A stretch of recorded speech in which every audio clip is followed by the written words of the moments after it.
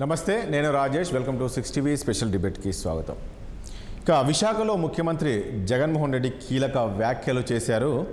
అవి ఏంటంటే, ఎన్నికల తర్వాత నేను వైజాగ్లోనే ఉంటాను, ఇక్కడే ముఖ్యమంత్రిగా ప్రమాణ స్వీకారం చేస్తాను అని చెప్పేసి ఆయన కాన్ఫిడెన్స్గా చెప్పారు. మరి ముఖ్యమంత్రి ఎందుకు అంత ధీమా? నిజంగా మరి మరోసారి ముఖ్యమంత్రిగా బాధ్యతలు చేపట్టబోతారా? ఇక రాజధాని అంశానికి సంబంధించి కూడా చెప్పారు. ఇక్కడ నుంచే పరిపాలన కొనసాగిస్తాము, ఎందుకంటే నాకు రాజధాని విషయంలోని ఏ ప్రాంతం పైన వివక్ష లేదు, కానీ విశాఖ రాజధాని అయితే మనకు ఇబ్బంది ఉండదు, ఎందుకంటే బేసిక్ ఇన్ఫ్రాస్ట్రక్చర్ ఉంది కాబట్టి ఇక్కడ మనం రాజధానిగా చేయొచ్చు. అదే అమరావతి రాజధాని అయితే 1,00,000 కోట్లు కావాల్సి ఉంటుంది.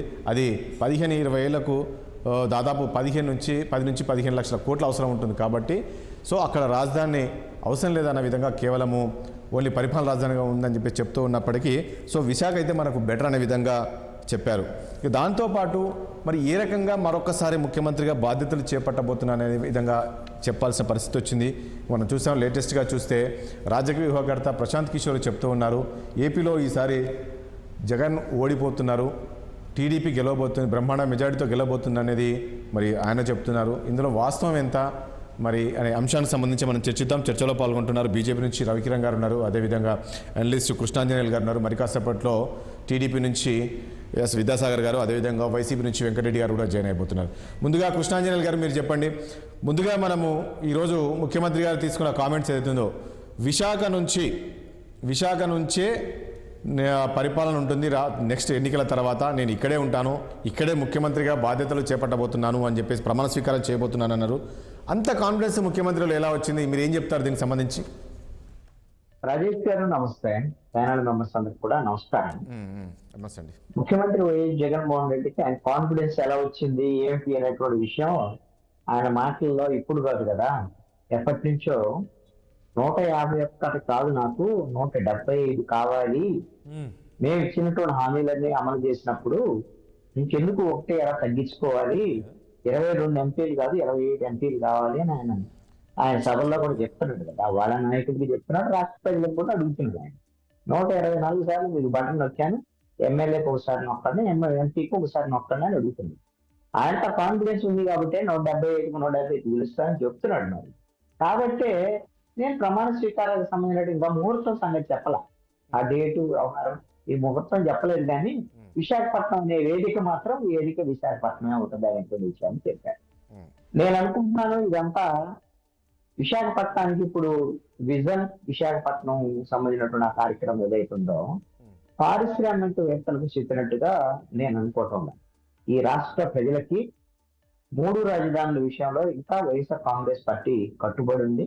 మేము విశాఖ రాజధాని అనేటువంటి దాన్ని కార్యనిర్వాహక రాజధాని తీసుకువెళ్తాము అనేటువంటి విషయాన్ని ఎన్నికలకు సంబంధించి ఈ రాష్ట్ర ప్రజలకి ముఖ్యమంత్రి వైఎస్ జగన్మోహన్ రెడ్డి తెలియజేసినట్టుగా ఈ ఎన్నికల సమయంలో ఇంకా ముందుకు వెళ్ళి జగన్మోహన్ రెడ్డి ఏం చెప్తాడు అని అంటే, ప్రతిపక్ష పార్టీలు మేము కార్యనిర్వాహక రాజధాని విశాఖపట్నం తీసుకొద్దాం అనుకుంటే, మా ఉత్తరాంధ్ర డెవలప్మెంట్ కోసం మేము ప్రయత్నం చేస్తుంటే, 3 ప్రాంతాల అభివృద్ధి కోసం ప్రయత్నం చేస్తుంటే ప్రతిపక్ష పార్టీలు అడ్డుకుంటున్నాయని కూడా చెప్తారు. దాంట్లో ఎటువంటి సంఘంలో వాళ్ళ లైనే అది. అలాంటప్పుడు మరి ప్రజలు అమరావతి రాజధాని కావాలి అని తెలుగుదేశం జనసేన చెప్తున్నాయి, రేపు జతగట్టబోయేటువంటి బీజేపీ కూడా ఇదే చెప్తుంది. ప్రతిపక్షాలంటే ఒక మాట, మాకు రాజధాని అమరావతి కావాలని కాదు, 3 రాజధానులు కావాలని వైఎస్ఆర్ కాంగ్రెస్ పార్టీ మాట. ఎవరికి ప్రజలు మద్దతు ఇస్తారు ఏమిటి? ఇది కూడా ఎన్నికల ఎజెండాలో ఇది కూడా ఒక అంశంగా ఉంటుంది. ప్రధానమైనటువంటి అంశంగా అయితే ఉండరు, కానీ ఇది కూడా ఒక అంశంగా ఉంటుంది. ఈ ఎన్నికల ఎజెండా కింద ప్రజల్లోకి ఈ అంశాన్ని చర్చకు తీసుకురావటం కోసమే ముఖ్యమంత్రి జగన్మోహన్ రెడ్డి మాట్లాడారు. అదేవిధంగా వాళ్ళ పెట్టుబడిదారులకు సంబంధించినటువంటి విషయంలో మేము ఇక్కడ అంత ప్రాధాన్యత ఇస్తున్నాం విశాఖపట్నానికి, మీరు పెట్టుబడులు పెట్టండి, మీరు పెట్టుబడులు పెడితే ఖచ్చితంగా మీకు మంచి లాభాలు వస్తాయి, మంచి సిటీ ఏర్పడుతుంది, కాబట్టి ఇక్కడ మా ప్రభుత్వానికి ఈ సిటీ మీద అంత ప్రయారిటీ ఉంది అనేటువంటి విషయాన్ని కూడా ఆయన స్పష్టం చేశారు. ఇప్పుడు కృష్ణాంజనేయ ఇన్ఫ్రాస్ట్రక్చర్ గారు, ఇప్పుడు ఒకటి ముఖ్యమంత్రి గారు చెప్తారు, ఇప్పుడు ఒకవేళ అమరావతి రాజధానిగా ఉండాలంటే నిజంగా 1,00,000 కోట్ల అవసరం ఉంటుంది. అది 15-20 ఏళ్ళకి చేస్తే అది దాదాపు అంటే 20 ఏళ్ళకి చూస్తే 15 నుంచి 20 లక్షల కోట్ల అవసరం. అంటే ఆ పరిస్థితి ఉందా ఈరోజు రాజధాని? ఎందుకంటే గతంలో చేశారు కదా, రాజధాని నిర్మాణం చేశారు కదా, ఎందుకు ఆ స్థాయిగా ఖర్చు ఎందుకు ఉంటుంది అంటారు? ఎందుకు ఉంటుంది అంటే దానికి ఒక రీజన్ కూడా ముఖ్యమంత్రి జగన్మోహన్ రెడ్డి పదే పదే చెప్తున్నారు. ఎవరు ఈ మాట చెప్పినటువంటి వాళ్ళు? ప్రతిపక్ష నేత చంద్రబాబు నాయుడు అప్పుడు ముఖ్యమంత్రిగా ఉన్నటువంటి సమయంలో రాజధాని నిర్మాణానికి అవసరమైనటువంటి ఈ 1,00,000 కోట్ల నిధులు కావాలి అనేటువంటి దాని మీద వాళ్ళు ఒక ఎస్టిమేషన్ వేసి దాన్ని బయటికి రిలీజ్ చేశారు. దాన్నే ఇప్పుడు వీళ్ళు చెప్తున్నారు. అయితే ఈ తెలుగుదేశం కానీ జనసేన బీజేపీ చెప్పేటువంటి అంశాలు ఏమిటంటే అది దశల వారీగా ఆ సెల్ఫ్ సస్టైన్డ్ రాజధానిగా తయారవుతుంది. మేము అంతా పెట్టుబడి ఒకసారే కావాలనలేదు, 1,00,000 కోట్లు అయ్యే మాట వస్తుంది కానీ ఒక్కసారి పెట్టాల్సినటువంటి అవసరం లేదు అని. ఇక్కడ ఒక కీలకమైనటువంటి అంశం ఉందండి. ప్రతిపక్ష పార్టీలు కానీ లేకపోతే అధికార వైఎస్ఆర్ కాంగ్రెస్ పార్టీ కానీ అసలు రాజధాని ఉండేటువంటి అమరావతి కానీ లేకపోతే 3 రాజధానులు కానీ దేనికైనా సరే మన రాష్ట్ర విభజన చట్టంలో పేర్కొన్న దాని ప్రకారంగా రాజధాని నిర్మాణానికి కేంద్ర ప్రభుత్వం నిధులు ఇవ్వాలి. అందుకు అనుగుణంగా మరి ప్రధానమంత్రి 2014 ఎన్నికలకు ముందు. Okay, right. కిరణ్ గారు ఒక నిమిషం. కిరణ్ గారు రాజేష్ గారు, ఈ రోజు ముఖ్యమంత్రి గారి కామెంట్స్ ఎలా చూస్తారు మీరు? రాజేష్ గారు, ముందుగా మీకు తోటి ప్యానలిస్టులకి 60 వీక్షకులందరికీ శుభ సాయంత్రం అండి. ముఖ్యమంత్రి గారు ఈ రోజే కాదు రాజేష్ గారు, గత సంవత్సర పైచిలుపు కాలంగా ఎప్పుడు పారిశ్రామికవేత్తలు అంటే ఆయన కూడా పారిశ్రామికవేత్త కాబట్టి సాటి పారిశ్రామికవేత్తలను చూసినప్పుడల్లా అదిగో నేను వైజాగ్కి వెళ్ళిపోతున్నాను, జనవరిలో 2023లో అన్నారు అదిగో నేను ఉగాదికి వెళ్ళిపోతున్నాను, ఆ తర్వాత ఆగస్టులో వెళ్ళిపోతున్నాను, ఆ తర్వాత దసరాకి వెళ్ళిపోతున్నాను, ఆ తర్వాత క్రిస్మస్కి వెళ్ళిపోతున్నాను, ఇప్పుడు ఇంకా ఫైనల్ గా నెక్స్ట్ నేను ప్రమాణ స్వీకారం అక్కడే చేస్తాను. సో ఎందుకని తన సాటి పారిశ్రామికవేత్తలు చూస్తే ముఖ్యమంత్రి గారికి పూనకాలు లోడింగ్ అయిపోతారేమో చెప్పడం చెప్తారు కానీ అక్కడికి అనేక షెడ్యూల్స్ ఇస్తున్నారు కానీ ఇప్పుడు వరకు అంగుళం కలిగింది లేదు, అక్కడ వారు మూవ్ అయింది లేదు. దానికి కారణం అనేకమైన కారణాలు ఉన్నాయి. కోర్టు కేసులు ఉన్నాయి, ఎందుకంటే కోర్టులో కేసులు సుప్రీంకోర్టులో కూడా ఉంది. ఆ కేసులు పరిష్కారం కాకుండా ఎక్కడికి వెళ్ళే పరిస్థితి లేదు. గత అక్టోబర్ నవంబర్ మాసం ఏదో జీవో ఇచ్చారు ఐడెంటిఫై చేయమని, అది కూడా మేము మూవ్ అయిపోతున్నాం అన్నారు, అది ముఖాలు అయిపోతున్నారు. సో ముఖ్యమంత్రి గారు అయితే స్పష్టమైన ఎజెండా ఒకటి పదే రాష్ట్ర ప్రజలు ముందు పెడుతున్నారు. ఏంటది? మా విధానం 3 రాజధానులు, ప్రతిపక్ష పార్టీల విధానం అమరావతి రాజధాని. సో మీకేది కావాలి? నేను విశాఖ అభివృద్ధికి అలాగే అన్ని ప్రాంతాలకు అభివృద్ధి కట్టుబడి ఉన్నాను. విశాఖ చాలా మంచి ప్రాంతం, నేను అభివృద్ధి చేస్తున్నాను. అక్కడేమో 1,00,000 కోట్లు కావాలి, ఇక్కడ ఆల్రెడీ ఉంది, దీన్ని ఏం చేయాలి? దీన్ని అభివృద్ధి చేసుకుని సరిపోతున్నాను. అయితే నేను అడిగేది ఏంటంటే ముఖ్యమంత్రి గారికి ఈ యొక్క చర్చ కన్నా అసలు కిరణ్ గారు ఒకటి, ఇప్పుడు అమరావతి కన్నా విశాఖకు వస్తే విశాఖ నుంచి ఇక్కడ పరిపాలన చేస్తే మార్పు ఏంటో తెలుస్తూ ఉంది. సో దేశ ప్రజలంతా కూడా విశాఖ వైపు చూస్తారు అనే కామెంట్ చేశారు. ఎందుకు ఆ పరిస్థితి ఉంటుందా? ఇప్పుడు విశాఖపట్నం ఆంధ్రప్రదేశ్ రాష్ట్రంలో ఒక డెవలప్డ్ సిటీ, అది ఒకటే మేజర్ మెట్రోపాలిటన్ సిటీ, 40 లక్షల మంది పాపులేషన్ ఉన్నారు. సో అక్కడ మౌలిక వసతులు డెఫినెట్ గా ఉన్నాయి. సో విశాఖ రాజధాని చేయాలా వేరే రాజధాని చేయాలనేది 2014 తర్వాత చర్చ జరిగిపోయింది. అమరావతి రాజధాని అని చెప్పి అందరూ ఒక నిర్ణయం తీసుకోవడం జరిగింది. దాని ప్రకారం ఒక ప్రక్రియ కూడా ముందుకెళ్ళింది. కేంద్ర ప్రభుత్వం కూడా దానికి కావాల్సిన 2,800 కోట్ల నిర్మాణానికి కూడా ఇచ్చారు. రకరకాల పెట్రోల్ డీజిల్ మీద సెస్లు వసూలు చేశారు, ఈ రోజు వరకు వసూలు చేస్తున్నారు. అమరావతి కోసం సపరేట్ గా మళ్ళీ 10,000 కోట్లు అప్పు తీసుకుని హడ్కోని తీసుకొచ్చి అన్ని జరిగి అక్కడ జరుగుతుంది. కానీ ఈ ప్రభుత్వం వచ్చాక దాన్ని ఆపింది. సో మనం ఒక నిర్ణయం తీసుకుని వెళ్ళాక మాటికి మార్చుకుంటూ వెళ్ళటం కరెక్ట్ కాదు అన్నది మా భారతీయ జనతా పార్టీ విధానం కూడా ఏంటంటే రాజధాని అన్నది కేంద్రీకరించండి, రాజధాని పరిపాలన కేంద్రీకరించండి, అభివృద్ధి వికేంద్రీకరించండి. సో ఈ యొక్క విధానం తీసుకుని రాష్ట్ర ప్రభుత్వం జగన్మోహన్ రెడ్డి ప్రభుత్వం ప్రతిపక్షంలో ఉన్నప్పుడేమో మేము అంతకన్నా అద్భుతమైన అమరావతి నిర్మాణం చేస్తాం, చంద్రబాబు నాయుడు గారు ఫెయిల్ అయ్యారు, ఆయన కట్టలేకపోయారు కాబట్టి మేము అద్భుతంగా నిర్మిస్తామని చెప్పి వాళ్ళు మేనిఫెస్టోలో పెట్టి ఉమారెడ్డి వెంకటేశ్వర అని చెప్పిన వాళ్ళు అధికారంలోకి వచ్చాక మాట మార్చి అది ఏమి చేయకుండా ఇప్పుడు విశాఖపట్నము అభివృద్ధి చేయలేదు రాజేష్ గారు, అమరావతి ఏమీ చేయలేదు. నేను అడుగుతున్నాను ముఖ్యమంత్రి గారిని, అసలు ఈ 5 సంవత్సరాల్లో మీరు విశాఖపట్నానికి అంత ఇచ్చే ప్రాధాన్యత ఇస్తున్నారు కాబట్టి అసలు మీ ప్రభుత్వం చేసిన అభివృద్ధి ఏంటి? మీ ప్రభుత్వం స్పెసిఫిక్ గా అభివృద్ధి చేసింది ఏంటంటే మీ ఛానల్ ద్వారా నేను అడుగుతున్నాను. మీకు ఉదాహరణ చూపిస్తాను. 3 డిసెంబర్ 2019 జగన్మోహన్ రెడ్డి గారు ముఖ్యమంత్రి గారు తాడేపల్లి క్యాంప్ కార్యాలయంలో విశాఖపట్నానికి దిశ మారుస్తామని సమీక్ష సమావేశం నిర్వహించి ఆ రోజు చెప్పింది ఏంటంటే విశాఖపట్నం యొక్క రూపురేఖలు మారుస్తాము, ఇజ్రాయెల్ టెక్నాలజీ ద్వారా ఏదైతే ఉప్పు నీరుని మంచినీరుగా మార్చి ఇండస్ట్రీలకు ఇస్తాం, దానివల్ల చాలా డబ్బులు ఆదా అవుతాయి. అలాగే విశాఖపట్నం మొత్తాన్ని అండర్ గ్రౌండ్ డ్రైనేజ్ నిర్మాణం ఏర్పాటు చేస్తాం, బీచ్ రోడ్లు ఇంటిగ్రేటెడ్ మ్యూజియం ఏర్పాటు చేస్తాం, కైలాసగిరిలో ప్లానిటోరియం ఏర్పాటు చేస్తాం, అలాగే మెట్రో రైలు కూడా ప్రతిపాదన చేసి 2024లో పూర్తి చేస్తాము. ఇలాగా మళ్ళీ విశాఖపట్నాన్ని ఎంటర్టైన్మెంట్ సిటీగా మారుస్తాం. విశాఖపట్నాన్ని ఎంటర్టైన్మెంట్ సిటీగా మారుస్తాం. విశాఖపట్నంలో భీమిలి నుంచి భోగాపురం అదే అంటున్నా. ఎందుకు అంటే ముఖ్యమంత్రి ఈ రాజధాని అంశంలో క్లారిటీ లేకుండా మాట్లాడుతున్నారు అనుకోవచ్చా? ఒకసారి ఒక రకంగా, ఒకసారి ఒకవైపు. ఈ రోజు మళ్ళీ ఇప్పుడు ఎలక్షన్స్ దగ్గర పడుతుండడంతో ఏ ప్రాంతం కూడా నాకు వ్యతిరేకం కాదు, అన్ని ప్రాంతాలు సమానమే, నాకు ఏ ప్రాంతం పైన వ్యతిరేకత లేదు, అమరావతి పైన కూడా. అంటే ఇవన్నీ ఎన్నికలు వస్తున్నాయి కాబట్టి ఈ రకంగా కామెంట్ చేశారు అనుకోవచ్చా? అడ్వెంచర్ పార్క్ స్పోర్ట్స్ ఏర్పాటు చేస్తాం, జట్టీలు, బీచ్ వాటర్ స్టోక్ నిర్మాణం చేస్తాం, సీ ప్లేన్లు ఏర్పాటు చేస్తాం, ఎన్ని అమ్యూజ్మెంట్ పార్కులు ఇవన్నీ చెప్పి అటు ఏమీ చేయకుండా విశాఖ వాసులను కూడా మోసం చేసి దానిలో ఏ ఒక్కటి చేయకుండా మొత్తం మోసం చేశారు. అక్కడ అభివృద్ధి అంటే ఏదైనా చేస్తే అది కేంద్ర ప్రభుత్వం ప్రధానమంత్రి నరేంద్ర మోడీ గారు చేశారు.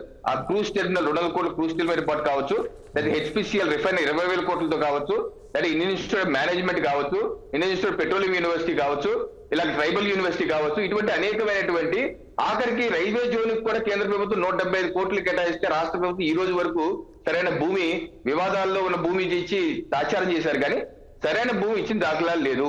సో మొత్తం జగన్మోహన్ రెడ్డి గారు ఏదైతే చెప్తున్నారో 3 రాజధానులని రవికిరణ్ గారు, ఒకటి మరొక విషయం, సరే అది అంశం పక్కకెడితే కూడా అంటే ముఖ్యమంత్రిలో ఒక కాన్ఫిడెన్స్ కనపడుతుంది అనుకోవచ్చా? మళ్ళీ ఇక్కడ నుంచే నేను మళ్ళీ ముఖ్యమంత్రి అవుతాను, ఇక్కడ నుంచే ఉంటాను, ఇక్కడే ఉంటాను, ఇక్కడ నుంచే పాలన కొనసాగిస్తాను, ఇక్కడ నుంచే రేపు సరే ముఖ్యమంత్రి అయినాక ఇక్కడ నుంచే ప్రమాణ స్వీకారం కూడా చేస్తా, ఆ రకమైన కామెంట్ చేశారంటే ఏంటి ఆయనలో అంత కాన్ఫిడెన్స్ ఏముంది అనుకోవచ్చు?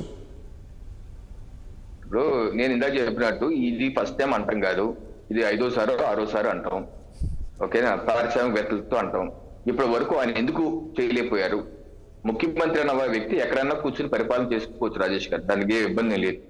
ఓకేనా? కాకపోతే ఓవరాల్ గా నువ్వు సెక్రటేరియట్ అన్ని అక్కడ మార్చాలంటే నీకు చట్టపరమైనటువంటి సుప్రీంకోర్టులో కేసులు ఉన్నాయి. ఆ కేసులు తేలేంత వరకు మీరు కదలటానికి వేయలేదు. ఇటువరకు ఇచ్చిన జీవోలు కూడా హైకోర్టు స్టే ఇచ్చేసింది కదా దాని మీద. సో చట్టపరమైనటువంటి మీరైతే ఏదైతే స్టాండ్ తీసుకున్నారో చట్టపరమైనటువంటి వెసులుబాటు లేదా జడ్జిమెంట్ రాకుండా ఆయన అక్కడికి లేదు. కేవలం భావోద్వేగాలు రెచ్చగొట్టే విధంగా ప్రజల్లో ఒక గందరగోళం ఏంటి, నేను ఉత్తరాంధ్ర ప్రాంతాన్ని అభివృద్ధి చేస్తానంటే ప్రతిపక్షాలు అడ్డుకుంటున్నాయి. 3 రాజధానుల పేరు మీద నేను అన్ని ప్రాంతాలు అభివృద్ధి ఎదుర్కొంటున్నాను. నేను అందుకని ఇదంతా చెప్పింది. మీ 5 ఏళ్లలో ఉత్తరాంధ్ర ప్రాంతంలో మీరు చేసిన అభివృద్ధి ఏంటి? చెప్పిన అభివృద్ధి కూడా ఏమీ చేయలేదు కదా, చెప్పిన అభివృద్ధి కూడా ఏమీ చేయలేదు కదా. అభివృద్ధి లేదు, ఇటు ఉత్తరాంధ్ర అభివృద్ధి లేదు. వెంకరెడ్డి గారు ఉన్నారా? వినపడుతుందా? వినపడుతున్నారా? ఒక్క నిమిషం, ఒకసారి మనకు టీడీపీ నుంచి విద్యాసాగర్ గారు వచ్చారు, తర్వాత మీ దగ్గరికి వస్తాను. విద్యాసాగర్ గారు, రైట్. వెంకరెడ్డి గారు ఒకటి అంటే ఇప్పుడు అమరావతి చుట్టుపక్కల ఎలాగైనా మనకు కష్టంగా ఉంది, రేపు ఓట్లేరు ప్రజలు. సో విశాఖ రాజధాని ఇక్కడ నుంచి ఇక్కడే ఉంటాను, నేను ఇక్కడ నుంచే పాలన కొనసాగిస్తానని చెప్పేసి ప్రధాని వ్యాఖ్యలు చేశారు అనేది అంటున్నారు. వెంకరెడ్డి గారు ఎస్, వెంకరెడ్డి గారు ప్లీజ్ ఒక బ్రేక్ కంటిన్యూ చేద్దాం. విద్యాసాగర్ గారు, ఒకటి మీరు అంటున్నారు లేదు ఖచ్చితంగా ఈసారి బ్రహ్మాండంగా టీడీపీ అధికారంలోకి రాబోతుందని మీరు అంటున్నారు, కానీ ముఖ్యమంత్రి గారి కామెంట్ చూస్తే ఈరోజు మళ్ళీ ఇక్కడ నుంచి మనం వైజాగ్లోనే ఉంటాం, వైజాగ్ నుంచే పాలన కొనసాగిస్తాం, రేపు వైజాగ్లోనే ప్రమాణ స్వీకారం కూడా చేయబోతాను నెక్స్ట్ ఎన్నికల తర్వాత అని చెప్పేసి చెప్తూ ఉన్నారు. గుడ్ ఈవినింగ్ అండి, మిత్రులకు కూడా నమస్కారం. గుడ్ ఈవినింగ్ అండి. అంటే కనీసం ఏదైనా చెప్పు ఆంధ్రపడి అండి, నేను ఇక్కడి నుంచే పరిపాలన చేస్తా అన్న స్థాయి నుంచి మళ్ళా వచ్చేసారి ఎలక్షన్ గెలిచిపోతాను, మళ్ళీ ఇక్కడి నుంచి వచ్చి ప్రమాణ స్వీకారం చేస్తాను. ప్రమాణ స్వీకారం క్యాపిటల్ సిటీలో చేయాలని లేదు, ఎక్కడైనా చేసుకోవచ్చు. కాబట్టి ఆయన పగటి కవులు కట్టానే ఉంటాడు. ఆ పార్టీ పరిస్థితి అయిపోయి పిచ్చి పిచ్చి పాటలు ప్రేలాపనలో మాట్లాడుకునేటప్పుడు మాట్లాడుకోండి. మహా అయితే ఎన్ని రోజులు 12 దాకో 13 దాకో కోడ్ ఏదో వస్తుంది అంటున్నారు. దాని తర్వాత ప్రచారంలో మాట్లాడతాడు అంతే, లాస్ట్ చివరి మాటలు అదే. దాని తర్వాత ఆయన మాట్లాడడానికి ఏమీ ఉండదు, ఆయన మనుషులు ఎవరు ఉంటారు మాట్లాడడానికి. కాబట్టి పిచ్చి పిచ్చి మాటలన్నీ మాట్లాడుకుంటా ఉండే వాళ్ళకి మనం కొద్ది కాలం లెవెల్. కృష్ణాంజలి గారు ఒక మాట చెప్పారండి, ఏసి జగన్మోహన్ రెడ్డి ఈరోజు కొత్తగా చెప్పింది కదండి, వైనాట్ 175 దాంతో ఉన్నారు, వాళ్ళు ఆ టార్గెట్ లో ఉన్నారు. అనే విధంగా అంటే ఆయన కూడా చెప్తున్నారు కదా వాళ్ళు అనేది నిజంగా ఆ పరిస్థితి ఉండాలని. ఇప్పుడు పిచ్చి మాటలన్నిటికీ సమాధానం మనం చెప్పలేము. జగన్మోహన్ రెడ్డి గారు వైనాట్ 175 అంటే ప్రజాస్వామ్యం గుడిపోయింది దేశంలో ఏమైనా? ప్రజాస్వామ్యం గుడిపోయిందండి దేశంలో అయినా, లేకపోతే దేంట్లో కలిసిపోయిందా? ఏం మాట్లాడతాం మనం? వైనాట్ 175 ఎందుకు? వైనాట్ కంట్రీని కూడా చెప్తాడు ఆయన చెప్తాడు. ఆయన చెప్తే అయితే ఏంటి ఇప్పుడు ఆయన చెప్పిందంతా అన్ని అయిపోతాయా? అవి అయ్యేదే సచ్చేదా? క్యాండిడేట్లు దొరక్క నెల్లూరు జిల్లా మొత్తం ఖాళీ అయిపోయి కుయ్యో మొర నడుస్తుంటే ఇప్పుడు వీళ్ళు కూడా అదే కాదండి వెంకట విద్యాసాగర్ గారు. ఇప్పుడు వెంకరెడ్డి కూడా అదే అంటాడు, చంద్రబాబు నాయుడు కూడా బ్రహ్మాండంగా మేము గెలుస్తామంటాము, అయిపోతుందా? ఇప్పుడు నెల్లూరు జిల్లా మొత్తం ఖాళీ అయిపోయింది. నెల్లూరు జిల్లా మొత్తం ఖాళీ అయింది వైసీపీ పార్టీకి. జిల్లా వాషౌట్. కోడ్ రానియండి, ఏం చెబుతుంది? చిత్తూరు జిల్లా ఎంతమంది బయటకు వస్తారు, ఏ జిల్లా ఎంతమంది బయటకు వస్తారు, టికెట్ ఈకపోయినా సరే మేము కంటెస్ట్ చేసి వైసీపీ ఓడిస్తామన్నట్టు వాళ్ళు ఎంతమంది ఉన్నారు, వ్యతిరేకంగా పనిచేస్తారు ఎంతమంది ఉన్నారు, ప్రజల్లో వ్యతిరేకత ఎంత ఉందో. ప్రజల్లో వ్యతిరేకత గమనించలేక మాట్లాడే వాళ్లకు సమాధానం చెప్పలేము. ఎందుకంటే అరిచి గీపొట్టి ఏదేదో వింత ఆర్గ్యుమెంట్లు చేసే వాళ్ళతో మనం మాట్లాడడం అనవసరం. ఆ వింత ఆర్గ్యుమెంట్లు తక్కువ. ఒకటి విద్యాసాగర్ గారు అంటే ఎలక్షన్ కోడ్ వచ్చిన తర్వాత చాలా మంది బయటకు వస్తారంటారా? మీరు చూడండి, కోడ్ రాకమునుకు నెల్లూరు జిల్లా వాషౌట్ అయింది. కోడ్ వచ్చిన తర్వాత ఎంతమంది బయటకు వస్తారో వెయిట్ చేయండి. ఎంతమంది గ్రామ స్థాయి నుంచి బయటకు వస్తారో చూడండి. మనము ఊహాజనితమైనటువంటి తర్కం తీసుకొని వచ్చి మాట్లాడి దేనికి దానికి పొంతన లేని వాటికి పొంతన ఉన్న వాటికి లింకులు పెట్టి ఆ లింకుల నుంచి ఇంకేదో అవుట్కమ్ తీసుకొని వచ్చి తద్వారా ఇంకేదో మాట్లాడి దాని ద్వారా మనం ఏదో ప్రజలను టీవీ మీడియా ద్వారానో పత్రికల మీడియా ద్వారానో ప్రజలను ఈ రకంగా చేస్తే అదేదో అండపీడ బ్రహ్మాండం అయిపోతుంది అని చెప్పేసి ఇలాంటి సోషల్ మీడియాలో కొంతమంది అదే పనిగా పిచ్చి ఛానల్ పెట్టే ఈ మధ్యలో కొద్దిగా ఆ పిచ్చి ఛానల్ మాట్లాడుతుంటే నవ్వాలో ఏడవాలో వీళ్ళు అసలు బుద్ధి ఉందా జ్ఞానం ఉందా అని కూడా అర్థం కాదు. ఆ పిచ్చి ఛానల్ మాట్లాడే వాళ్ళు లేకపోతే సోషల్ మీడియా మాట్లాడే వాళ్ళు డిబేట్లు పెట్టాల్సింది వివేకానంద మర్డర్ కేసు మీద విజయలక్ష్మి ఎందుకు రాజీనామా చేశారు, లేకపోతే షర్మిలా గారు ఎందుకు అమలాబోతులు తిడుతున్నారు, వైఎస్ సునీత ఎందుకు ఢిల్లీలో పోయి ప్రెస్ మీట్ పెట్టింది, లేకపోతే సిబిఐ ఎందుకు భాస్కర్ రెడ్డి గారిని అరెస్ట్ చేసింది, అవినాష్ రెడ్డి గారు ఎందుకు పోయి కర్నూలులో డ్రామాలాడి హాస్పిటల్లో దాక్కున్నాడు, వాటి మీద పెట్టాలా డిబేట్లు?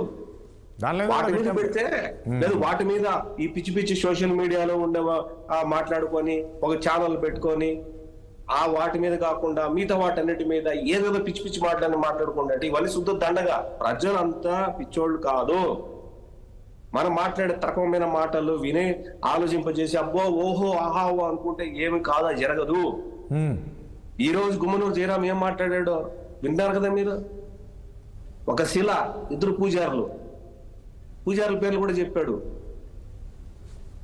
ఆయన ఊరికి చేసిన అభివృద్ధి ఏందో పక్క ఉన్నది ఏంటి, ఆయనకు లేనిది ఏంటి అని ఒకటి కాదండి. మీరు అసలు ఇవంతా నేను చెప్తాను, మీరు పీకే మాట్లాడితే పీకే మీద అదే పీకేని పట్టుకొని పక్కన చేరుకొని కూర్చోబెట్టి ప్రజా సదస్సులోనో లేకపోతే ఏదో మీటింగ్ లో గుంటూరులో జరిగితే పక్కన కూర్చోబెట్టి నమస్కారం పెట్టుకొని ఆయన తీసుకొచ్చి మళ్ళీ మీటింగ్ లో పెట్టుకొని అందరికి ఇంట్రడ్యూస్ చేసి ఆయన సేవలో ఉపయోగించుకొని రిజల్ట్ వచ్చే రోజు తాడేపల్లి కూడెంలో కలిసి రిజల్ట్ చూసి మాట్లాడితే ఈ రోజు వాడు పిచ్చుకుక్క గజ్జి కుక్క అని మాట్లాడటం అంటే మీరు అటువంటి అంటే ఎవరిని వాడుకొని వదిలేయలేదు. ఉపయోగపడిన వాళ్ళు, ఉపయోగపడిన వాళ్ళు, ఎదురు తిరిగిన వాళ్ళు, మాట్లాడిన వాళ్ళు, సోషల్ మీడియా చెప్పిన వాళ్ళు మొత్తం అంతా డిబేట్లు పెట్టాలన్నా సోషల్ మీడియాలో మాట్లాడాలన్నా కుంపాలుగా ఉన్నటువంటి డేటా వీళ్ళది. మాట్లాడితే ఎంత తక్కువ చివరిగా మాట చెప్తాను, ప్రజలు పిచ్చోళ్ళు కాదు. మీడియాలో కూర్చొని పిచ్చి మాటలు మాట్లాడితే పిచ్చి లేని కథనాలను మన ఊహాజనితమైనటువంటి మన ఆలోచన తిరిగి వచ్చినట్టు మనం ఏదో ప్రజల్లో చొప్పించాలని ట్రై చేస్తే మనల్ని పిచ్చోళ్ళు అంటారు చూసేటప్పుడు తప్ప మన మేధావుల కింద ఏమి రాము. వెంకరెడ్డి గారు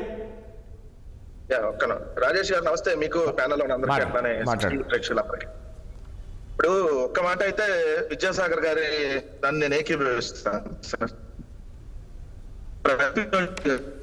రాజకీయ పార్టీ నాయకులు ఇష్టం వచ్చినట్టుగా నేను అమరావతి కట్టేశా, పోలవరం నిర్మించా, అమరావతిలో ఉష్ణోగ్రతలు తగ్గిస్తా, సెల్ ఫోన్లు కనిపెట్టా, భారతరత్న అవార్డుని డాక్టర్ బాబాసాహెబ్ అంబేద్కర్ గారు నేనే ఇప్పించా, నరేంద్ర మోడీ నేనే ఒంగోబెట్టా నిలబెట్టా.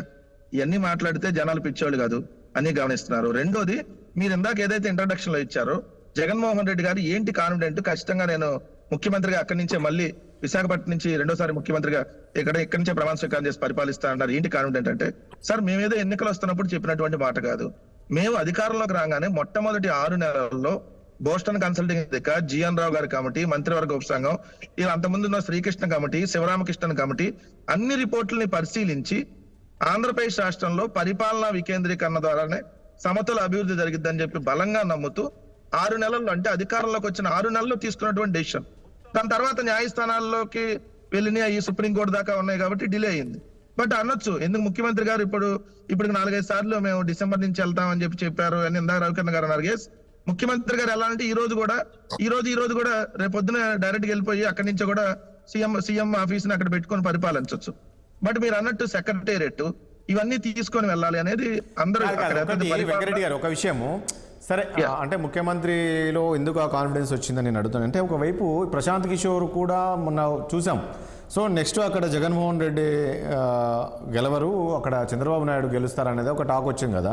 సో ఎందుకు ఆయన కూడా ఆ రకమైన కామెంట్ చేయాల్సి వచ్చింది? అంటే మీరు ఎట్లా అంటే అట్లా అభ్యర్థులను మారుస్తూ ఉన్నారు కదా. సో అవన్నీ అంశాలు కూడా రేపు రాబోయే రోజులు ఇబ్బందికరమైన పరిస్థితులు ఉంటుందా అని. కేసీఆర్కి ఇక్కడ తెలంగాణలో కేసీఆర్కి ఏ రకమైన పరిస్థితులు ఎదుర్కోవాల్సిన పరిస్థితి వచ్చింది, ఎట్లా అయిపోయిందో, సో అక్కడ కూడా అట్లాంటి పరిస్థితే ఉంటుంది అనేది ఆయన కామెంట్స్. అంటే ఓన్లీ సంక్షేమ పథకాలు ఇచ్చేంత మాత్రానే ప్రజలు ఓట్లేరు అని. ఒక్క మాట, ప్రశాంత్ కిషోర్ గారు నిజంగా సర్వే చేసి ఆ మాట అంటే అగ్రీ చేయొచ్చు. ఆయనే చెప్పాడు. మొత్తం మన ఇండియన్ ఎక్స్ప్రెస్ లో, ద న్యూ ఇండియన్ ఎక్స్ప్రెస్ లో ఫస్ట్ పేజ్ లో వచ్చింది, I have no data.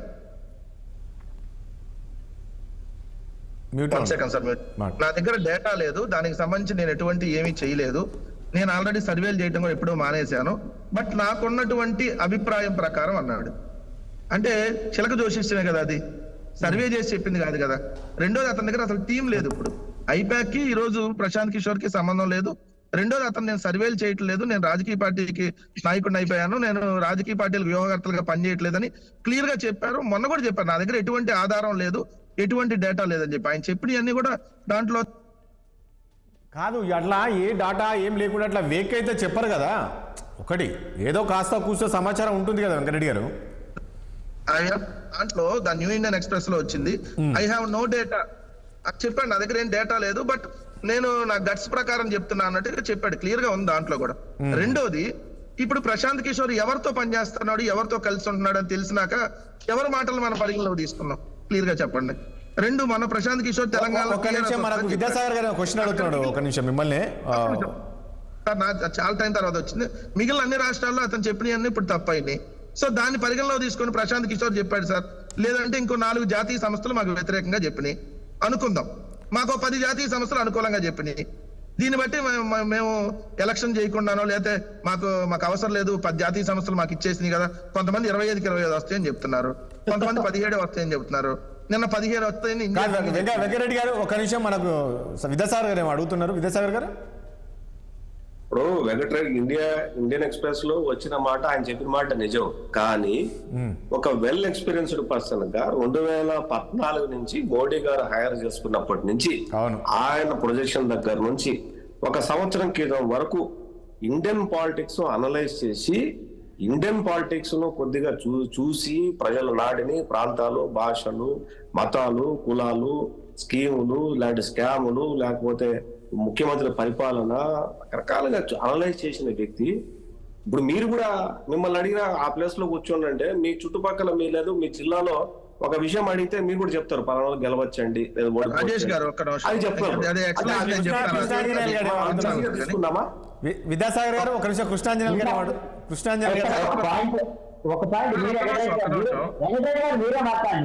Venkat Reddy గారు మీకే ఇస్తాను, మీరే మాట్లాడాలి. ఆంధ్ర ఆక్టోపస్ అనేటువంటి పేరున్నటువంటి లగడపాటి రాజగోపాల్ కూడా ఒకప్పుడు మంచి ఈ విధంగా అన్ని పలుసు చెప్పగలిగినాడు. మరి ఏమైంది 2019 ఎన్నికల్లో ఏం చెప్పాడు? అందుకనే జోస్యం లాంటిదే ఖచ్చితంగా ప్రశాంత్ కిషోర్ మాట్లాడింది. సర్వే చేసినప్పుడు అంటే ఒకటి కృష్ణాంజలి గారు, కానీ కృష్ణాంజలి గారు ఈ మధ్యలో ఈవెన్ ప్రశాంత్ కిషోర్ చెప్పింది కూడా ఎక్కడ కరెక్ట్ అవ్వట్లేదు కదా. ఇప్పుడు తెలంగాణలో కూడా రాజేష్ గారు ప్రొఫెషనల్ దాంట్లో క్లియర్ గా ఆయన కూడా ప్రొఫెషనల్ అండి, ఆయన కూడా ఆయన టీం ప్రొఫెషనల్ ఉంది. కాదండి కృష్ణారాజు గారు.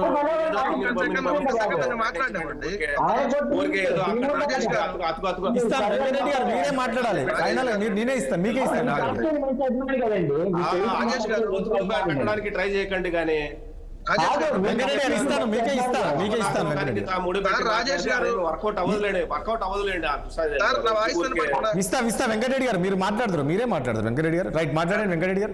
క్లియర్ గా I have no data or first hand experience of the political situation in AP, but my gut is telling me that he is losing big. అంటే ఏంటి దానికి అర్థం చెప్పండి? దాన్ని జ్యోతిష్యం చెప్పినట్టు అంటారా, మరి సర్వే చేసిన విధంగా ఏమైనా చెప్పారంటారా? వీటిని మనం పరిగణలో తీసుకుంటే సార్ రేపొద్దున ఇంకో 10 సంస్థల చేత తెలుగుదేశం వాళ్ళు చెప్పిస్తారు సార్ జగన్మోహన్ రెడ్డి గారు ఒక్కడు కూడా గెలవరని చెప్పించవచ్చు. దాన్ని ఎవడు పట్టించుకుంటాడు సార్? మేము ప్రజలకి మంచి చేస్తే మాకు ఓటు వేయమంటున్నాం. ఇస్ ఇది క్లియర్. మంచి చేయకపోతే మాకు ఓటు వేయరు. మేము ఓడిపోయామంటే మంచి చేయలేదని, గెలిచారంటే వాళ్ళందరూ ఒప్పుకోవాలి కదా. ఎస్, మేము తప్పుడు ప్రచారం చేసామండి, మేము జగన్మోహన్ రెడ్డి గారు బాగా పరిపాలిస్తున్న తప్పుడు ప్రచారం చేసామని చెప్పి ముక్కు నేలకు రాసి మళ్ళీ డిబేట్ లో క్షమాపణ చెప్పాల్సిన పరిస్థితి రేపు వస్తుంది కదా. దాని గురించి ఏముంది కంగారు పడాల్సింది. రెండోది, విశాఖపట్నం రాజధానిగా సంబంధించినటువంటి అంశంలో ఇప్పుడు ఆయన ఏదో పిచ్చి పిచ్చి మాటలు మాట్లాడుతున్నారు. ఏంటి సార్ పిచ్చి పిచ్చి మాటలు? ఎవరన్నా ఒక నగరాన్ని పెద్ద నగరం చేసుకుందాం అంటారు. రాజధాని అంటే ఏంటి సార్? ఈ గ్రామాలు రాజధానిగా ఏర్పడిన దాఖలాలు ఈ దేశంలో ఎక్కడన్నా ఉన్నాయా? ఒక గ్రామాలు, తర్వాత మండలాలు అవుతాయి, మండలాలు మున్సిపాలిటీలు, మున్సిపాలిటీ నుంచి కార్పొరేషన్లు, అదే మహానగరాలు అవుతాయి. అప్పుడు ఉన్న భారతదేశంలో ఈ రోజు టాప్ 10 నగరాల్లో విశాఖపట్నం ఒకటి. ఆంధ్రప్రదేశ్ లో నెంబర్ 1 సిటీ విశాఖపట్నం. ఉమ్మడి ఆంధ్రప్రదేశ్ లో హైదరాబాద్ తర్వాత next 2nd place Visakhapatnam. So ఉన్న నగరాల్లో చెప్పండి, నేను చెప్తాను వినండి సార్. మీరు అసెంబ్లీలో చెప్పింది విజయవాడ రాజధాని, మళ్ళీ చెప్తే తలక తీసుకెళ్ళి ఆడబెట్టుకుంటారు. అమరావతి రాజధాని, అమరావతి రాజధాని, అబద్ధాలు చెప్పడం అమరావతి రాజధాని, విజయవాడ రాజధాని. ప్రపంచంలో ఉండరు. అబద్ధాలు చెప్పడంలో అసలు మించోళ్ళు ఉండరు. రాజేష్ గారు కొద్దిగా చెప్పారు. విద్యాసాగర్ గారు మాట్లాడిద్దాం. సెప్టెంబర్ 4, 2014 హైదరాబాద్ లో ఉంది ఆ రోజు అసెంబ్లీ. ఆ రోజు అపోజిషన్ లీడర్ గా ఉంది జగన్మోహన్ రెడ్డి గారు. ఆ రోజు చెప్పింది విజయవాడ కేంద్రంగా, విజయవాడ చుట్టుపక్కల రాజధాని. విజయవాడ గుంటూరు రాజధాని కాదు. తర్వాత 29 గ్రామాలకు రాజధాని పరిమితం అయింది. ఈ రోజు విజయవాడ రాజధాని కాదు, గుంటూరు రాజధాని కాదు.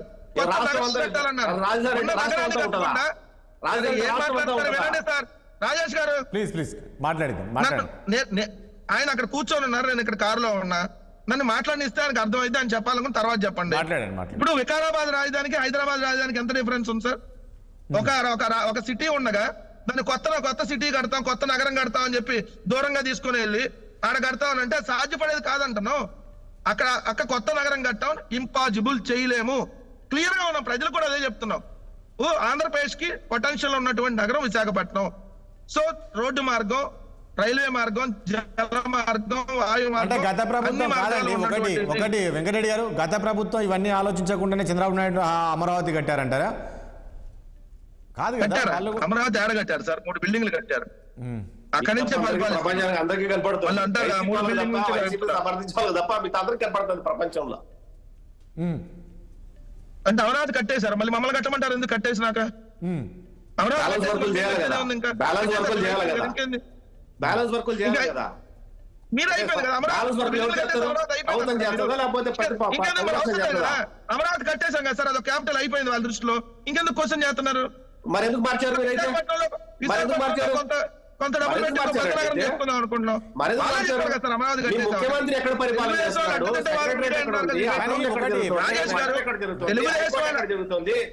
రాజేష్ గారు ఆయన వినమానండి దయచేసి. తెలుగుదేశం వాళ్ళు ఇప్పుడు ఏం చెప్తారు? అమరావతి కట్టేసాం అన్నారు, అయిపోయింది, ఇంకేంది? మళ్ళీ ఎందుకు కట్టమంటున్నారు మమ్మల్ని? అమరావతి నాశనం చేశారంటారు. కట్టేసిన దాన్ని ఎవరు నాశనం చేస్తారు? ఉన్నది అదే కదా, అయిపోయింది కదా అమరావతి వాళ్ళ దృష్టిలో. పోలవరం కట్టేశారు, మమ్మల్ని కట్టట్లేదు అంటున్నారు. ఇట్లా ఉంటాయి అనమాట. ఇందా పిచ్చి పిచ్చి మాటలు అన్నారు కదా, పిచ్చి పిచ్చి మాటలు. ఏది అమరావతి కట్టేసాం, రాత్రిపూట అయిపోయింది కల్లో. ఆ ఉష్ణోగ్రతలు తగ్గించేయమని కలెక్టర్లకు ఆదేశాలు ఇవ్వటం, అయిపోయింది. ఇట్లా ఉంటది అనమాట. సో మేము క్లియర్ గా ఒక పొటెన్షియల్ ఉన్నటువంటి సిటీ, దాన్ని పెద్ద చేసుకుందాం.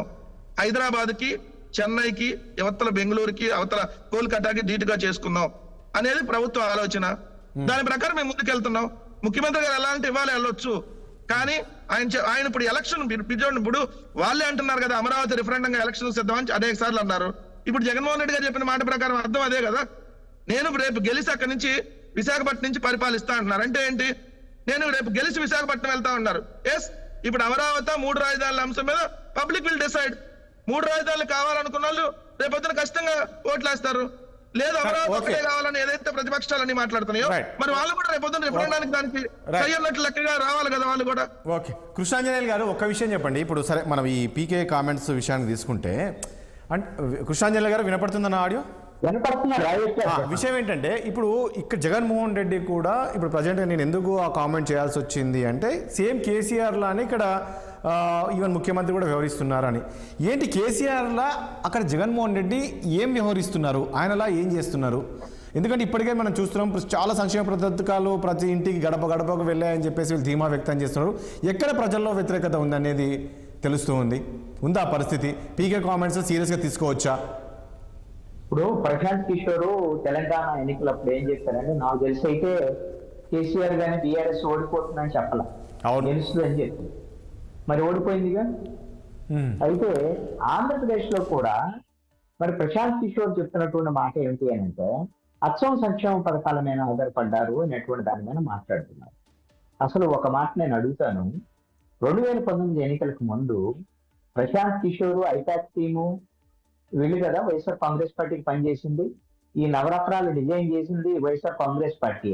దీంట్లో ప్రశాంత్ కిషోర్ భాగస్వామి కాదా అని నేను అడుగుతున్నాను.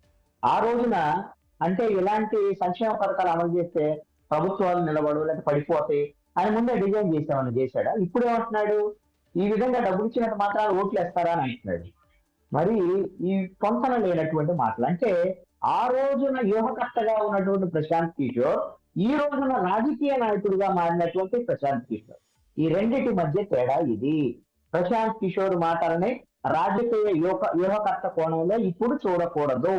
ఆయనే చెప్పాడు, నేను రాజకీయ వ్యూహకర్తను కాదు, రాజకీయాలకు సంబంధించినటువంటి ఈ వ్యూహ రచనలు ఇలాంటివన్నీ కూడా నేను చేయటం లేదు, నేను దీన్ని మానేశాను అని చెప్పారు. ఏ రాజకీయ పార్టీలకి నేను పని చేయటం లేదు అని కూడా చెప్పారు. మరి ఎందుకు చెప్పారు? ఎందుకు అట్లా చెప్పారు అనుకోవచ్చు. దీని వెనక ఇంకెవరు?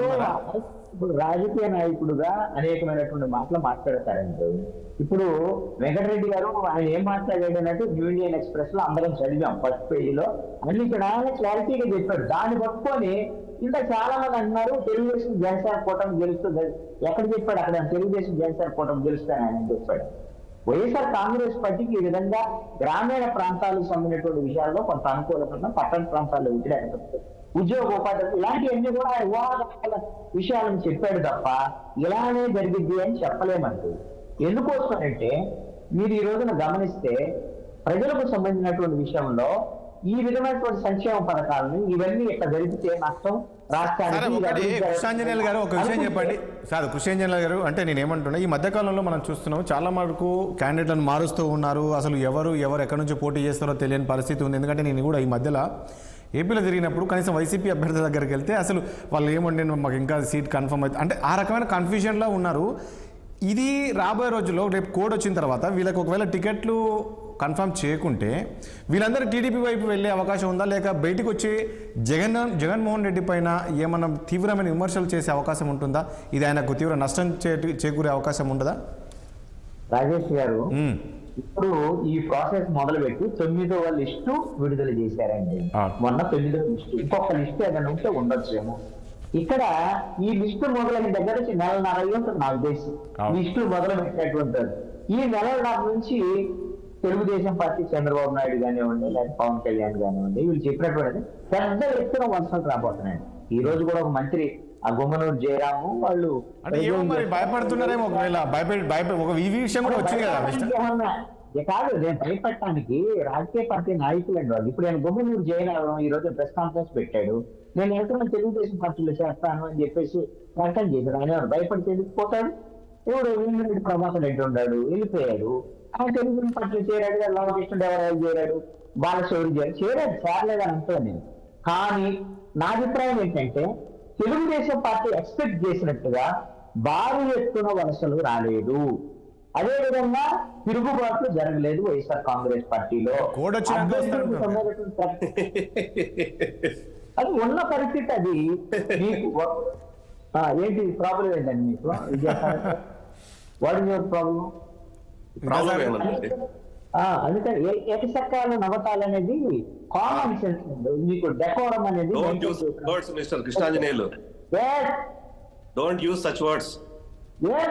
మీకున్నా అసలు ఆ విధమైనటువంటి బుద్ధి లేని వ్యవహారం ఏం చేశాడు అన్నట్టు బుద్ధి లేని వ్యవహారం విశ్లేషకుడిగా మాట్లాడాలా? విశ్లేషకుడుగా నేను మాట్లాడుతున్నాను. చాలా తేడా వచ్చింది.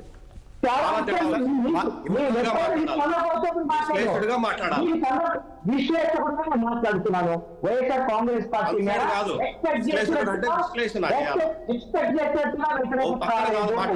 అదేవిధంగా తెలుగుదేశం పార్టీ వాళ్ళు పెద్ద ఎత్తున వలసలు వస్తాయని చంద్రబాబు నాయుడు కూడా చెప్పారు. ఆ విధమైన వలసలు రాలేదు. తెలుగుదేశం పార్టీ నుంచి కూడా వైఎస్ఆర్ కాంగ్రెస్ పార్టీకి వలసలు వెళ్ళారు. ఈ ఎన్నికల సమయంలో అటు ఇటు వెళ్ళడం కామన్. రెండవ కీలకమైనటువంటి అంశం ఏంటంటే రాజేష్ గారు మీరు అన్నారు కన్ఫ్యూజన్ ఉంది అని. చాలా క్లారిటీగా ఉన్నటువంటి అంశం ఏంటంటే ఈ ఎవరైతే ఈ 70 అసెంబ్లీ నియోజకవర్గాల్లో పార్లమెంట్ నియోజకవర్గాలకు సంబంధించినటువంటి మార్పు చేర్పులు చేసినటువంటి వ్యవహారం ఏదైతే ఉందో అంతవరకే మార్పు చేర్పులు మిగతా వాళ్ళందరూ యథాతథంగా వాళ్ళ సీట్లో పోటీ చేయబోతున్నారని మన ముఖ్యమంత్రి జగన్మోహన్ రెడ్డి చెప్పుకున్నారు. వాళ్ళ పార్టీలో నాకైతే కన్ఫ్యూజన్ గా మన పార్టీ ఒకవేళ వాళ్ళ పార్టీలో తిరుగుబాటు జరిగి వైఎస్ఆర్ కాంగ్రెస్ పార్టీ మొత్తం ఏదో సగం మంది వచ్చి తెలుగుదేశం పార్టీలో చేరేటువంటి పరిస్థితి ఉంటే తెలుగుదేశం పార్టీకి ఉండేటువంటి అవకాశం లేదు. ఇక్కడ వాళ్ళకి ఎప్పుడైతే ఈ 175 అసెంబ్లీ నియోజకవర్గాలు పార్లమెంట్ కి సంబంధించినటువంటి 25కి సంబంధించినటువంటి అంశాలు ఒకేసారి ప్రకటించి ఎన్నికలకు వెళ్ళేటువంటి ఆలోచనతో వైఎస్ఆర్ కాంగ్రెస్ పార్టీ అంటే ఒకటి కృష్ణాంజలి గారు ఏం చెప్తారు, విద్యాసాగర్ గారు ఏం చెప్తారంటే ఇప్పుడు కాదండి మీరు చూస్తారు రేపు కోడ్ వచ్చిన తర్వాత చూడు ఏ రకంగా వలసలు ఉంటాయో అంటే మా మధ్యలో కొన్ని ఆరోపణలు కూడా. నేనేమంటానంటే 94 సీట్లు ప్రకటించారండి తెలుగుదేశం పార్టీ. 23 సంబంధించినటువంటి జనసేనకు సంబంధించినటువంటి వాళ్ళ సీట్లు ఏం చెప్పారు, 3 ఎంపీలు అని చెప్పారు. 118 సీట్లు అయిపోయినాయి. 50 సీట్లు ఉన్నాయి మిగిలి. 50 సీట్లలో పొద్దున బీజేపీ పక్కనొక రాబోతుంది. నాకున్నటువంటి సమాచారం ఇది. ఎన్డీఏలో చేరబోతుంది తెలుగుదేశం పార్టీ. ఇది 2-3 రోజుల్లో తేలేటువంటి అంశం. ఒక 20 సీట్లు బీజేపీకి వెళ్ళి అనుకున్న అసెంబ్లీ, ఒక 5 ఎంపీ సీట్లు వెళ్ళి ఈ మిగిలినటువంటి ఆ 20-30 సీట్లలో ఎంతమందిని తీర్చుకుంటారు వైఎస్ఆర్ కాంగ్రెస్ పార్టీ నుంచి? సాధ్యమైనటువంటి పని కాదండి నాకు తెలిసి. అయితే నేను జరుగుతున్నటువంటి పరిణామాలు చెప్తున్నాను. ఈ రోజున వైఎస్ఆర్ కాంగ్రెస్ పార్టీ నుంచి తీవ్రమైనటువంటి అసంతృప్తులు, వ్యతిరేకతలు, తిరుగుబాట్లు గల వచ్చేటువంటి అవకాశం ఉంటే మొదటి 1-2 లిస్టులోనే వచ్చేది. అది రాకుండా మరి జగన్మోహన్ రెడ్డి మరి ఏం వాళ్ళకి మాయం చెప్తున్నాడో మంత్రం చెప్తున్నాడో వాళ్ళ దగ్గర నుంచి బయటికి రావడం. ఒకటి విద్యాసాగర్ గారు అంటే ఇప్పుడు కృష్ణాంజనేయులు గారు అనేది ఏ పార్టీకి చెందిన వ్యక్తి కాదు కాబట్టి ఆయన న్యూట్రల్గా ఉంటాడు, ఒక అనలిస్ట్ కాబట్టి ఈ రకంగా వాస్తవాలు చెప్పారు అనుకోవచ్చా? ఏం చెప్తారు మీరు? కృష్ణాంజనేయులు గారు ఈ రోజు పరిచయం కాదు నాకు, గత 6 ఏళ్ల నుంచి పరిచయం టెంటేటివ్ గా నాకు.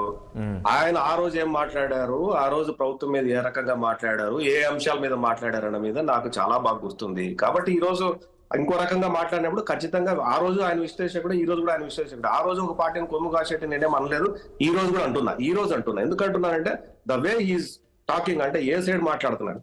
ఏమంటే సిపిఎస్ రద్దు చేస్తానని చెప్తే ఉద్యోగస్తులు రద్దు చేయకపోతే గమ్మున ఉంటారా?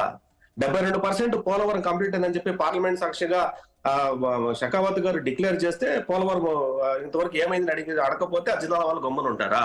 పరిశ్రమలు రాకపోతే, ఉద్యోగ కల్పన లేకపోతే, విద్యార్థులంతా యువత అంతా పక్క రాష్ట్రాలకు పోయే పరిస్థితి ఉంటే విద్యార్థులంతా చూడకుండా ప్రజలను కళ్ళు మూసుకొని ఉంటారా? రోడ్లు బాగాలేకపోతే కళ్ళు మూసుకొని ఉన్నారు తెలుగుదేశం పార్టీ. నా ఆవేదన ఏంటంటే ఈ 4 సంవత్సరాలు ప్రధానమైనటువంటి ప్రతిపక్షమైనటువంటి తెలుగుదేశం పార్టీ ఆ బాధ్యత నిర్వర్తించడానికి ఈ రోజున వైఎస్ఆర్ కాంగ్రెస్ పార్టీ ఆ విధంగా ఇప్పుడు ఒక్క నిమిషం ఇప్పుడు ఇవన్నీ కళ్ళు చూసుకొని ఉంటారా?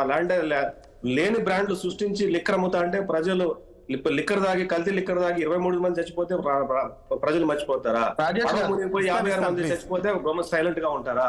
లేకపోతే ఇలాంటి సంఘటనలన్నీ రాష్ట్రం ప్రజలు మర్చిపోతారు, ప్రజలకు మర్చిపోయే తత్వం ఉంది అని అనుకుంటే అది వాళ్ళ మూర్ఖత్వం తప్ప ఇంకోటి ఏం లేదు. వాళ్ళ వివేకానంద రెడ్డి మర్డర్ కేసులో ప్రజలు కృష్ణాంజలి గారు మాట్లాడుతున్నారు,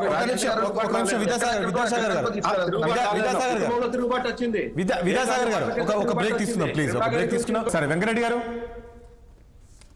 సార్ ఇప్పుడు ఇప్పుడు పులివెందుల్లో మాకు ఎదురుగా జరుగుతుంది. ఇవన్నీ 4.5 సంవత్సరాలుగా రోజు ఇదే సార్ డిబేట్ లో. మరి ఏందో ఎన్నికల్లో పారిపోయారు వాళ్ళు ఎదురుగా జరుగుతుంటే. మాకు ఈ అన్ని ఎన్నికల్లో ఒక గ్రాడ్యుయేట్స్ ఎన్నికలు తప్ప మొత్తం ఈ రాష్ట్రంలో జరిగిన అన్ని ఎన్నికల్లోనే వైఎస్ఆర్సీపీ క్లీన్ స్విప్ చేసిద్ది, మళ్ళీ వైఎస్ఆర్సీపీ ఓడిపోతుంది అంటారు. మరి ఇది ఎక్కడ ఎంత ఇప్పుడు పరిస్థితులు మారినాయి కదా. విచిత్రంగా నేను ఎప్పుడు చూడలేదు. ఎందుకంటే ఇప్పుడు మిగిలిన ఛానల్స్ మిగిలిన స్టేట్ లో కూడా మన పక్క తెలంగాణలో కూడా మన డిబేట్లు చూస్తాం. ఎందుకంటే మన రెగ్యులర్ గా మనకు అదే అలవాటు కాబట్టి. ఇంత విచిత్రంగా ఆంధ్రప్రదేశ్ లో ఈ ప్రతిపక్షాలు చేసేటటువంటి ఇంత తప్పుడు ప్రచారం మిగిలిన ఏ రాష్ట్రాల్లో కూడా చేయరు అనుకుంటా. వాళ్ళు మా మీద వ్యతిరేకత ఉంది సార్, మీరు అన్నారు, వాళ్ళు అన్న మాటను అగ్రీ చేద్దాం ఒక 2 నిమిషాలు.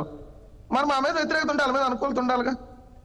అనుకూలత ఉంటే మళ్ళీ వెళ్ళి మోడీ గారి కాళ్ళ దగ్గరికి వెళ్ళి బేరాలాడటం, పక్కన పవన్ కళ్యాణ్ దగ్గరికి వెళ్ళి పొత్తులు పెట్టుకోవటం, ఒకవేళ రేపొద్దున మోడీ గారు రాకపోతే మళ్ళీ కమ్యూనిస్టులతో పొత్తుల్లోకి వెళ్ళాలి, లేకపోతే కాంగ్రెస్ తో పొత్తుల్లోకి వెళ్ళాలి.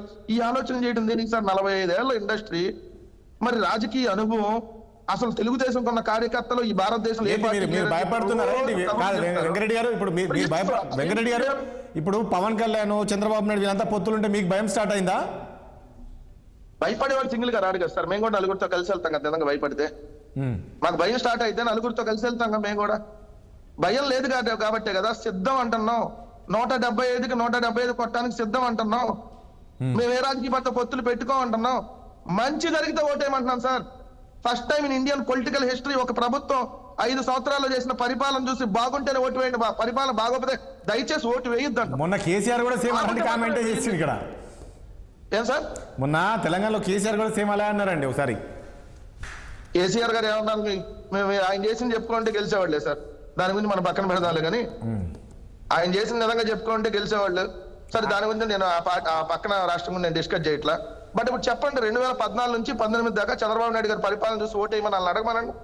19 నుంచి 24 దాకా మా పరిపాలన చూసి ఓటేయమంటున్నాం. ఆ ప్రభుత్వ పరిపాలన మా ప్రభుత్వ పరిపాలన కంపేర్ చేసుకొని ఎవరిది బాగుంటే వాళ్ళకి ఓటేయమంటున్నాం.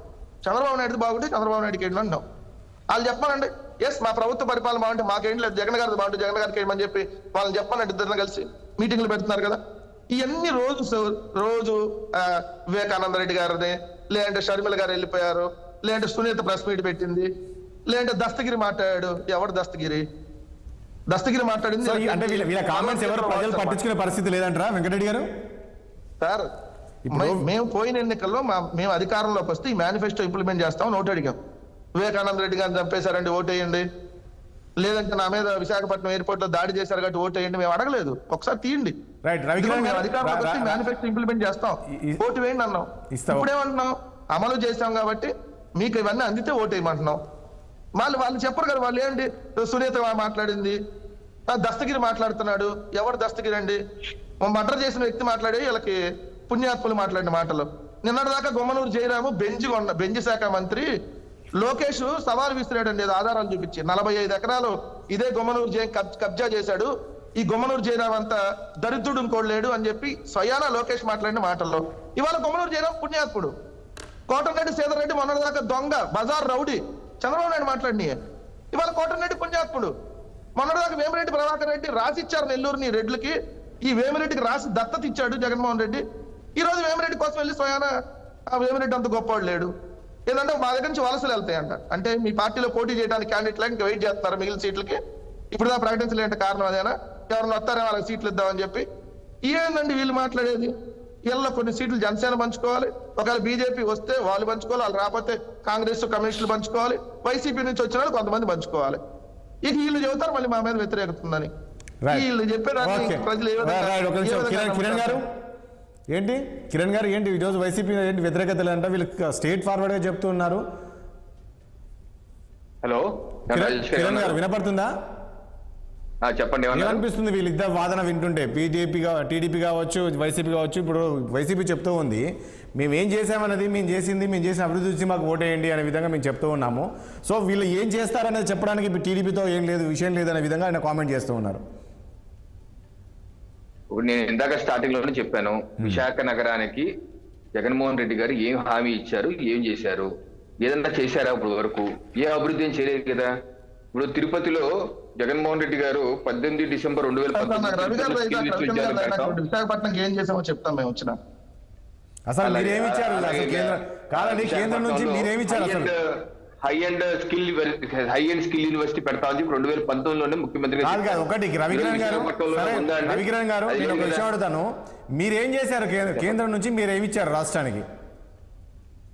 సో నేను ఇప్పుడు విశాఖపట్నానికి ఇందాక చెప్పాను, మేము జాతీయ రహదారుల నిర్మాణం ఇప్పుడు విశాఖపట్నం ఇందాక చెప్పాను, IIM, IIT, IIIT, అలాగే అక్కడ medtech park, Indian institute of petroleum university కావచ్చు, లేకపోతే HPCL 20,000 కోట్లతో అది విస్తరణ కావచ్చు, లేకపోతే క్రూజ్ టెర్మినల్ విశాఖపట్నంలోనే 200 కోట్లతో క్రూజ్ టెర్మినల్ కావచ్చు, లేకపోతే అక్కడ ట్రైబల్ యూనివర్సిటీ కావచ్చు, అలాగే స్మార్ట్ సిటీగా విశాఖపట్నంకి నిధులు ఇవ్వడం కావచ్చు, అలాగే విశాఖపట్నంలో స్వచ్ఛ భారత్ నిధులు కావచ్చు. ఇలాగా విశాఖపట్నం నగరానికి అయితే నేను చెప్తున్నాను. అలాగే రాష్ట్రం మొత్తం మీరు చూసుకుంటే రాష్ట్రం మొత్తం సమగ్ర అభివృద్ధికి అటు మ్యానుఫ్యాక్చరింగ్ కావచ్చు, అలాగే విద్యా సంస్థలు కావచ్చు, you name it, Indian institute of foreign trade మా కాకినాడలో నేను ఉన్నటువంటి నా నేటివ్ ఇప్పుడు మాట్లాడేది కాకినాడ నుంచి, మా ఇంటికి 2 కిలోమీటర్స్ దూరంలోనే Indian institute of foreign trade, ఒక జాతీయ స్థాయి విద్యా సంస్థ ఉంది మా యొక్క కాకినాడలోనే.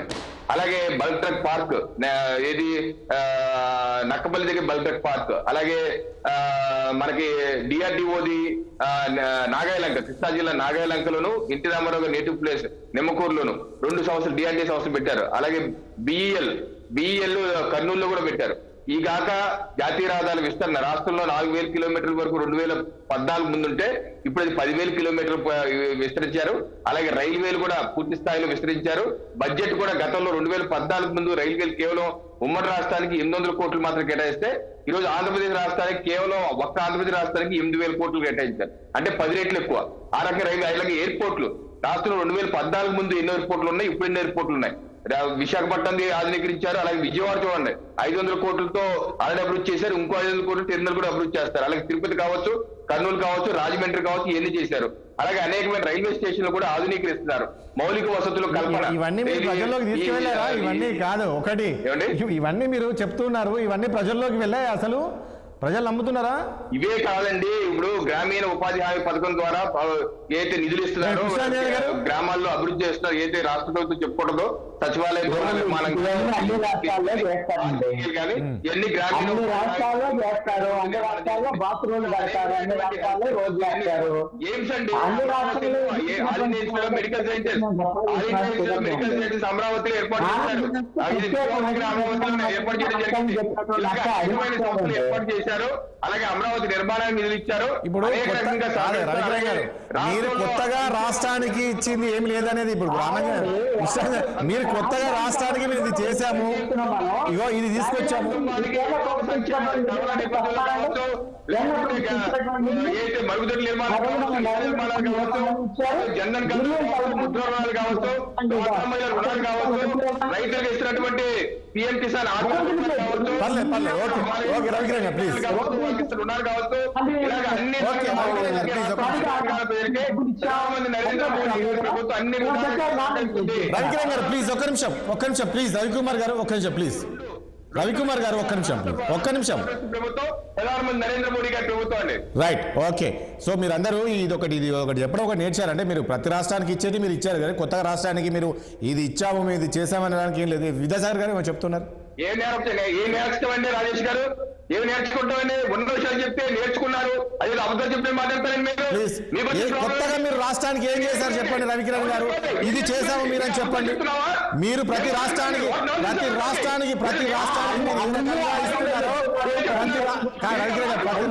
మీరు ఏ రకంగా ఏం చేస్తున్నారో అదే చేస్తున్నారు. మీరు ఏం చేశారు రవికిరణ్ గారు? పాయింట్ అది కదా రవికిరణ్ గారు. మేము ఆమోదించడానికి కట్టుబడుతున్నాము. రవికిరణ్ గారు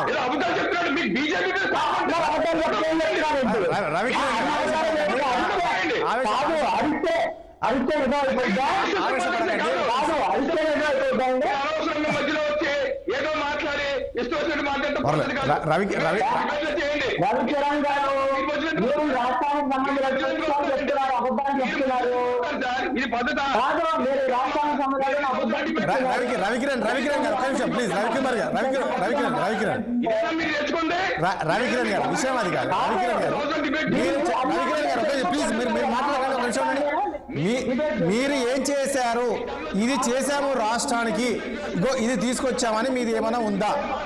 మధ్యలో వచ్చి ప్లీజ్ ఒకసారి రైట్. ఓకే సార్ రవికిరణ్ గారు మీరు మాట్లాడడం సమంజసం కాదు కృష్ణాంజలి గారు.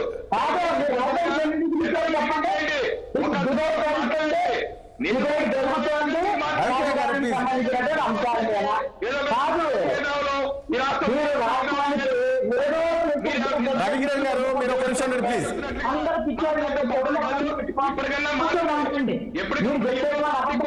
సరే ఒక నిమిషము కృష్ణాంజలి గారు, రవికిరణ్ గారు ఒక నిమిషం. సరే ఓకే, మీరు చేశారు కదా, రేపు మీరు అడుగుతున్నారు కృష్ణాంజలి గారు మీరు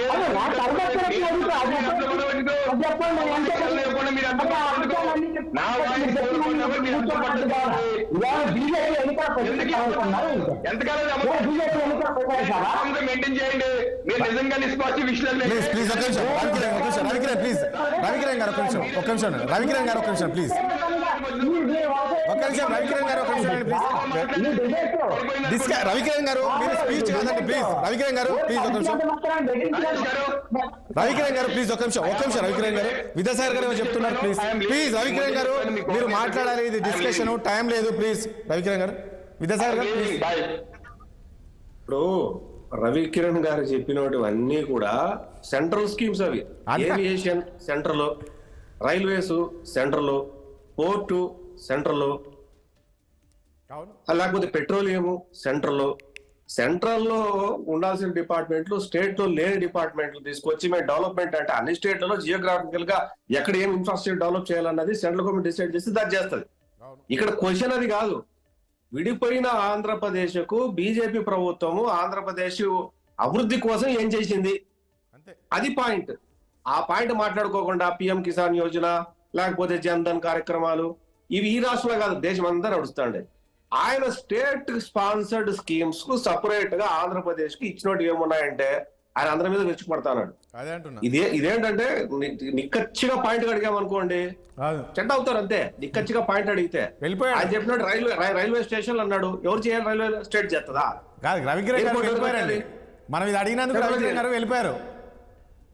వెళ్ళిపోతారు. ఇంకా ఏంటంటే వాళ్ళు చేస్తే అన్నట్టు కాదు రాజేష్ గారు ఆయన వెళ్ళిపోలేదు, ఆయన క్విట్ అవ్వలేదు. ఆయన ముందే చెప్పారట మీ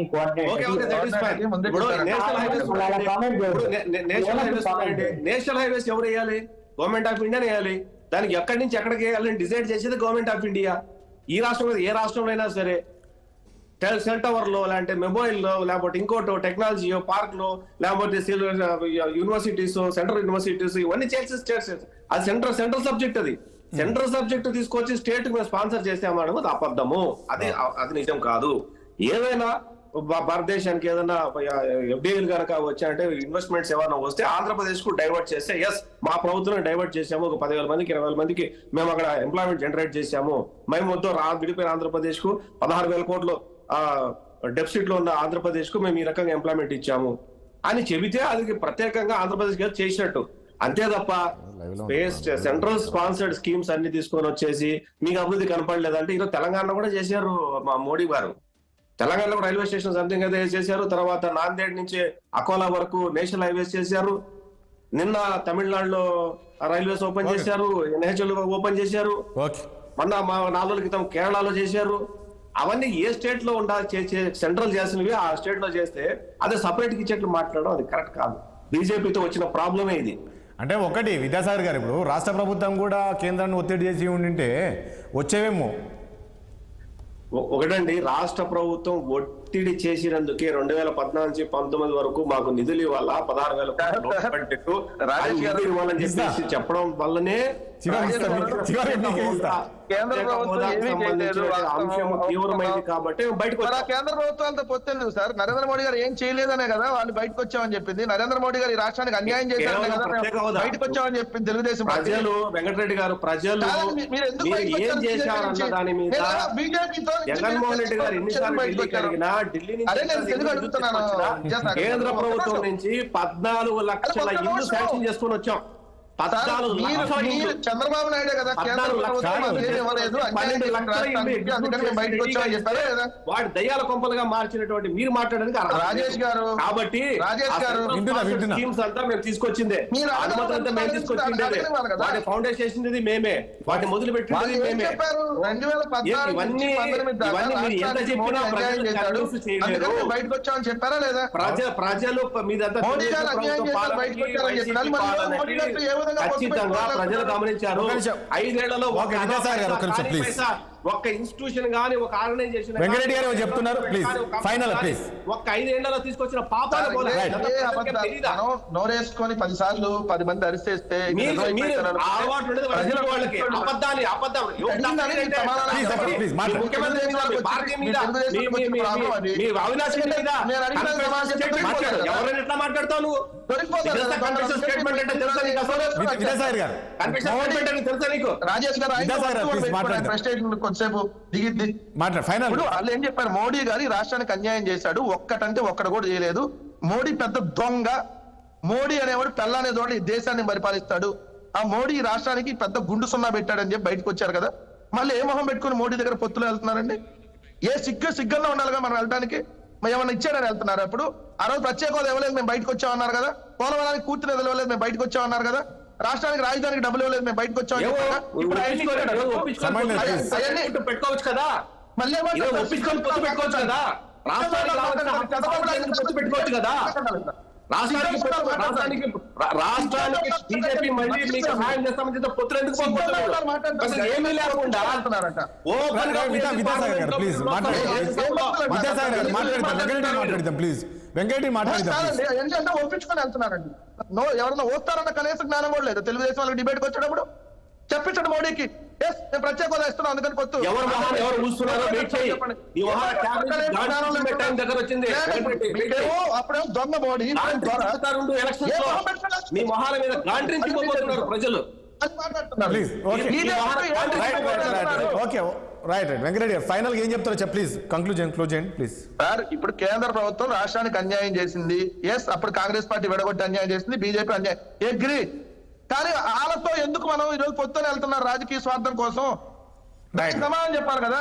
ఓకే, చూద్దాం రాబోయే రోజులు ఏం జరుగుతుంది చూద్దాం. బీజేపీని వదిలేసామని చెప్పారు. చూద్దాం వెంకటరెడ్డి గారు, పూర్తిగా వదిలేదని చెప్తారు. వెంకటరెడ్డి గారు చూద్దాం, రేపు ఒకవేళ పొత్తు పెట్టుకున్నప్పుడు ఏం ఆన్సర్ ఇస్తారో చూద్దాం, అది కూడా మాట్లాడండి. థ్యాంక్ యూ అండి చర్చలో పాల్గొనేందుకు. విద్యాసాగర్ గారు, ప్లీజ్. విద్యాసాగర్ గారికి అండ్ కృష్ణాంజలి గారికి, వెంకటరెడ్డి గారికి అండ్ రవికిరణ్ గారికి చర్చలో పాల్గొనేందుకు మీ అందరూ కూడా ధన్యవాదాలండి. చూసాం కదా, మొత్తానికి ఇవాళ ముఖ్యమంత్రి జగన్మోహన్ రెడ్డి చేసిన కామెంట్స్ మరి రాజకీయ వర్గాల్లో ఒక చర్చ జరుగుతుంది. మరి మరోసారి ముఖ్యమంత్రి అయితే నేను విశాఖ నుంచే ప్రమాణ స్వీకారం చేస్తాను, ఇక్కడ నుంచే పరిపాలన కొనసాగిస్తానని చెప్పేసి కాన్ఫిడెన్స్గా చెప్పారు. చూద్దాం ఏం జరగబోతుంది, మరి ప్రజలు ఎలా స్పందించేవారు, ప్రజలు ఎవరి వైపు ఉంటారనేది చూద్దాం రాబోయే రోజుల్లో. ఇది వాళ్ళ చర్చ. రేపు మళ్ళీ కలుద్దాం. చూస్తున్నాండి 60